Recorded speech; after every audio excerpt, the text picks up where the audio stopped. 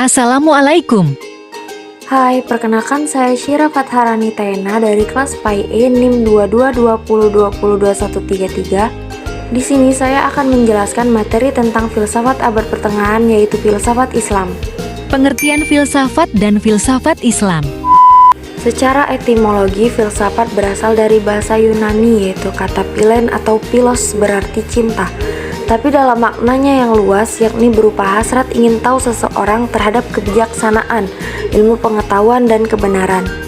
Sedangkan kata sophia berarti kebijaksanaan, sehingga secara sederhana filsafat adalah mencintai kebijaksanaan. Filsafat Islam merupakan gabungan dari dua kata, yaitu filsafat dan Islam. Jadi filsafat Islam adalah filsafat yang bercorak Islami. Islam menempati posisi sebagai sifat, corak, dan karakter dari filsafat. Filsafat Islam bukan filsafat tentang Islam, bukan the philosophy of Islam.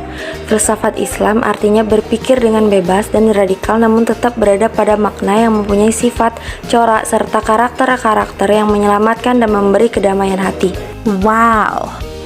Menurut dunia Islam modern saat ini, filsafat Islam lahir dari spekulasi filosofis tentang warisan filsafat Yunani yang diterjemahkan ke dalam bahasa Arab pada abad ke-3 Hijriah atau abad ke-9 Masehi.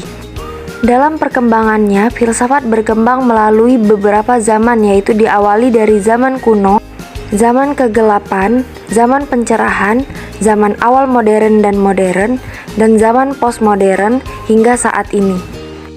Dapat disimpulkan bahwa filsafat Islam adalah merupakan hasil pemikiran manusia secara radikal, sistematis, dan universal tentang hakikat Tuhan, alam semesta, dan manusia berdasarkan ajaran Islam. Lanjut ke periode dan tokoh filsafat Islam. Terdapat 4 periode. Yang pertama periode Mu'tazilah, yang kedua periode filsafat, yang ketiga periode kalam Asy'ari, dan yang terakhir adalah periode filsafat kedua. Lanjut ke tokoh-tokoh filsafat Islam. Yang pertama Al-Kindi. Al-Kindi mempunyai nama lengkap Abu Yusuf Yakub ibn Ishaq Al-Kindi. Ia berasal dari keluarga bangsawan Arab dari Kinda di Arabia Selatan. Dialah satu-satunya filsuf Islam yang berasal dari keturunan Arab, dan karenanya ia disebut Failasuf al-Arab, filsuf orang Arab. Tokoh yang kedua yaitu Ibnu Bajjah. Ibnu Bajjah adalah seorang filosof muslim yang pertama dan utama dalam sejarah kefilsafatan di Andalus. Nama lengkapnya adalah Abu Bakar Ibnu Yahya Ibnu Al-Saiq, yang lebih terkenal dengan nama Ibnu Bajjah. Yang ketiga adalah Al-Farabi. Al-Farabi bernama lengkap Abu Nasr Muhammad ibn Tarkhan ibn Uzlak Al-Farabi. Di masa kecilnya, Al-Farabi belajar tentang agama, bahasa Arab, Turki. Sewaktu muda, ia tinggal di Baghdad, yang merupakan pusat ilmu pengetahuan dan filsafat.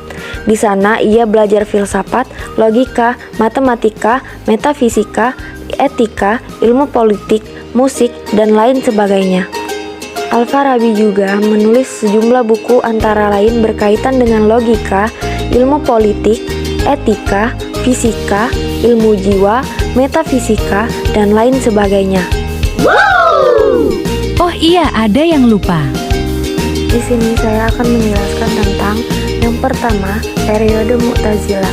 Telah diterangkan di muka bahwa Mu'tazilah merupakan mazhab atau aliran di Baghdad dan Basrah. Pemikirannya dalam menetapkan hukum, pemakaian akal pikiran didahulukan, kemudian baru diselaraskan dengan Al-Quran dan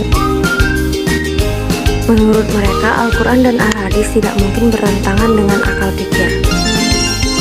Yang kedua, periode filsafat pertama. Terdapat dua bagian dalam periode filsafat pertama, yaitu pertama bercorak neoplatonik yang berkembang di Irak, Iran, dan Turkestan. Kedua, bercorak peripatetis yang berkembang di Spanyol dan Maghrib atau Maroko. Yang ketiga, periode kalam Asy'ari. Periode ini berlangsung mulai abad ke-9 sampai abad ke-11. Pusatnya di Baghdad. Aliran pemikiran ini mengacu pada sistem Elia atau atomistik. Sistem ini mempunyai dominasi besar, sejajar dengan Sunnisme dan ahli sunnah wal jamaah. Yang terakhir yaitu periode filsafat kedua. Periode ini berlangsung mulai abad ke-11 sampai abad ke-12 yang berkembang di Spanyol dan Maghrib. Aliran ini mengacu pada sistem peripatetis tokohnya yaitu Ibnu Bajjah, Ibnu Tufail, dan Ibnu Rashid. Menurut mereka, Al-Quran dan hadis tidak mungkin bertentangan dengan akal pikir. Sekian, terima kasih. Wassalamualaikum. Jangan lupa subscribe.